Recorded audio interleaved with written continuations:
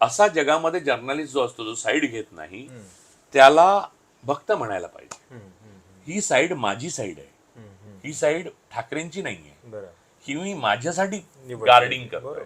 मला मासे खाता आले पाहिजेत, कोळ्यांच्या जमिनी उठल्या नाही पाहिजेत, मच्छी मार्केट जे माहीमचं आहे ते उठलं नाही पाहिजे, फडणवीसांना वाटलं म्हणून उठलं नाही व्हायला पाहिजे, नाशिक हातातनं गेलं तपोवनची झाडं तुटणार.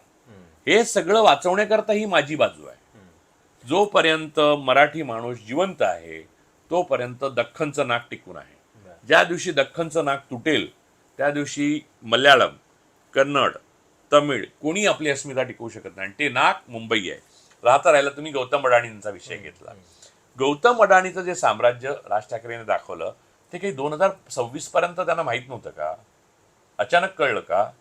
ह्या सगळ्या लोकांना, ह्या सगळ्या राजकीय पुरुषांना गौतम अडाणींचा 2014 पासूनचा इतिहास प्रत्येक टप्पा होता ना, 15 साली झाला, 16 साली झाला, 17 साली. लक्षात घ्या की गौतम अडाणी हे फक्त रिप्रेझेंट करतात. त्यांच्या मागे पवार आहेत, त्यांच्या मागे मोदी आहेत. आणि एवढे पैसे बीजेपी खर्च करू शकते त्याचं कारण कोणतरी तिथे हमाली करतोय, ते गौतम भाई आहेत. त्यामुळे त्यांचे मित्र जे आहेत ना ते त्यांच्याबद्दल नेहमी चांगलं बोलतात. त्याचं एक मुख्य कारण हे आहे, तुम्ही नीट जाणून घेण्याची गरज आहे. म्हणजे अनेकांनी फोटो टाकले राज ठाकरेंबरोबर गौतम अडाणी. गौतम अडाणींबरोबर राज ठाकरे असण्यात काही चूक नाही. तुम्ही पण असायला, रॉबर्ट वाड्रांचा फोटो आहे गौतम अडाणींबरोबर.